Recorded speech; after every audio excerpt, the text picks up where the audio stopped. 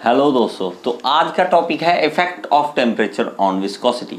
तो विस्कोसिटी पे टेम्परेचर का कैसे इफेक्ट पड़ेगा। तो देखिए, हमारे पास विस्कोसिटी किस में होती है? फ्लूइड्स में। तो फ्लूइड्स में हमारे पास दो चीजें हैं, एक है लिक्विड और एक क्या है? गैस। दो चीजें हमारे पास, ठीक है। दूसरा है गैस। तो लिक्विड के केस में देखते हैं। देखिए, लिक्विड के केस में यहाँ पे ये देखिए मॉलिक्यूल्स जो हैं इस तरह से आप पास पास होते हैं, ठीक है। आपको ये चीज़ समझी हुई होगी, आप जब डिप्लोमा स्टार्टिंग में होते हैं वहाँ पे भी समझते हैं, बीटेक में भी समझते हैं, +1 +2 में भी समझते हैं। तो यहाँ पे लिक्विड जो है इसके अंदर मॉलिक्यूल्स थोड़े से पास होते हैं, ठीक है। तीन चीज़ होते हैं, सॉलिड, लिक्विड और गैस। सॉलिड में तो बिल्कुल स्पेस ही नहीं होती आपस में मॉलिक्यूल्स में, और लिक्विड में थोड़ी सी होती है। गैस में क्या होता है कि मॉलिक्यूल्स थोड़े आपस में घूम रहे होते हैं, इधर उधर थोड़ा दूर होते हैं, आपस में थोड़ी दूरी बनी होती है उनकी।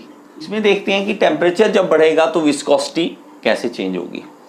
तो मेरे भाई, लिक्विड के केस में जब मैं इसको गर्म करूंगा, एक तरह से टेम्परेचर इसका राइज करूंगा, नीचे से ऐसे बढ़ा देता हूं टेम्परेचर इसका, तो क्या होगा कि इसके जो मॉलिक्यूलर डिस्टेंस आपस में थोड़ा सा बढ़ना शुरू हो जाएगा। जो लिक्विड पहले पास पास मॉलिक्यूल्स हैं वो थोड़े दूर होने शुरू हो जाएंगे, इंटर मॉलिक्यूलर डिस्टेंस जो है वो बढ़ना शुरू हो जाएगा। तो जब पहले आस पास यहाँ थे तो इसमें कोहेसिव फोर्स ज़्यादा था, ठीक है। पास पास थे जब, तो कोहेसिव फोर्स ज़्यादा था, तो उसके कारण क्या था? रेजिस्टेंस ज़्यादा था फ्लो का। जितना ज़्यादा कोहेसिव फोर्स होता है उतना ज़्यादा क्या होता है कि फ्लो में प्रॉब्लम आती है, रेजिस्टेंस बनती है फ्लो में। तो हमारे पास इसमें क्या हो रहा है कि जैसे जैसे आप टेम्परेचर राइज कर रहे हो तो ये मॉलिक्यूल आपस में दूर हो रहे हैं, ये देखो, ठीक है। ये मॉलिक्यूल्स जो हैं वो आपस में दूर हो रहे हैं, थोड़े से दूर दूर होने शुरू हो गए।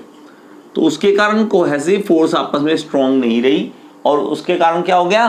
विस्कोसिटी लो होनी शुरू हो गई, विस्कोसिटी जो है वो कम होनी शुरू हो गई।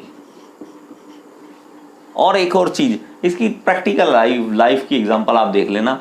जब आप बाइक की सर्विस कराते हो ना, तो जब ऑयल डालते हैं, स्टार्टिंग में ऑयल डालते हैं तो वो गाढ़ा होता है कितना, ठीक है, विस्कोसिटी उसकी ज़्यादा होती है। लेकिन जैसे जैसे गाड़ी चलती रहती है तो अंदर टेम्परेचर तो हाई होता ही है। आपको पता है इंजन कितना तेज चलता है, उसका कितना ज़्यादा टेम्परेचर होता है, तो उसके कारण उसकी विस्कोसिटी कम हो जाती है।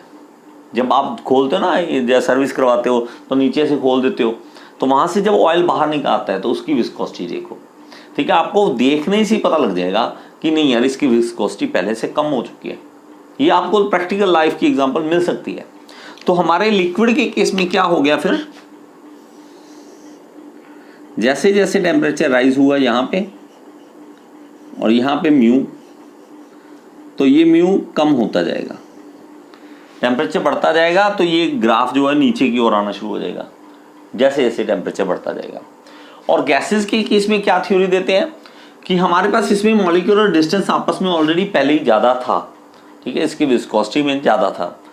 लेकिन जब इसको गर्म किया जाता है तो गर्म करने के कारण मॉलिक्यूल जो हैं वो आपस में टकराना शुरू कर देते हैं, और ज़्यादा तेज़ी से टकराना, एक दूसरे के साथ जब टकराते हैं। तो यहाँ पे इस गैस के केस में क्या होगा, ज़्यादा से ज़्यादा मॉलिक्यूल जब आपस में टकराएंगे तो फ्लो कम होना शुरू हो जाएगा, फ्लो जो है वो कम होना शुरू हो जाएगा, मतलब रेजिस्टेंस बढ़नी शुरू हो जाएगी। तो इसके केस में उल्टा है गैस पे। यहाँ पे हमारे पास विस्कोसिटी कम हो रही थी, यहाँ पे उल्टा है। गैस के केस में जो होता है विस्कोसिटी बढ़नी शुरू हो जाएगी टेम्परेचर जैसे जैसे बढ़ाओगे। टेम्परेचर बढ़ाओगे तो विस्कोसिटी जो है वो बढ़नी शुरू हो जाएगी, इस तरह से टेम्परेचर में राइज दिखा देंगे। तो ये जो ग्राफ है वो नीचे जा रहा है, देखो यहाँ पे नीचे जा रहा है और ये ऊपर जा रहा है। तो इसमें हमने याद रखना, और जहाँ ऑब्जेक्टिव टाइप वाले, खास करके SSC JEE वाले जो एग्जाम की तैयारी करते हैं, जो PSU की तैयारी करते हैं, ये इसमें आना ही आना है क्वेश्चन है इसका, चाहे आप रट्टा मार लो यार। लिक्विड का तो साफ है, आपको याद हो जाएगा। जब भी आप बाइक की सर्विस कराओगे ना तो आपको ये एग्जाम्पल याद आ जाएगी, सर हाँ यार विस्कोसिटी तो कम हुई है।